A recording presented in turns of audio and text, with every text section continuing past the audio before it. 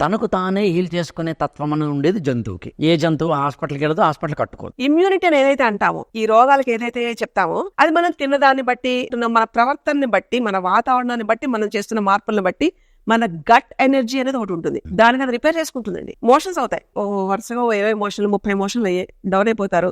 You're pumping electrolytes, you're supporting the system, but you're not clearing the system. అది అంటే absorption of the human body natural way. దాన్ని మనం nature దగ్గరగా ఉంటే జంతువుల మనకు నేను హాస్పిటల్స్ అక్కర్లా. కానీ మనం ఏం చేస్తామంటే ఇమ్మీడియట్ ఫాస్ట్ రిజల్ట్. ఎగ్జాక్ట్లీ. నాకు ఇప్పటికిప్పుడు అయిపోవాలనుకుంటా. అలా అని మనం సిస్టమ్స్ ని క్రాస్ చేయట్లా. ఎందుకంటే allopathy is pretty much needed on emergencies. Multiple fractures అయ్యాయి, ఎముకలు విడిపోయి బయట పడిపోయింది, శరీరం దానంతా వెళ్ళి తెచ్చుకొని అతుకు పెట్టుకోదు. దానికి ఒక సపోర్ట్ సిస్టమ్ కావాలి. కాబట్టి అప్పుడు the system allopathy medical intervention. ఎంత చేసినా any physicist in the universe is a part అంతే.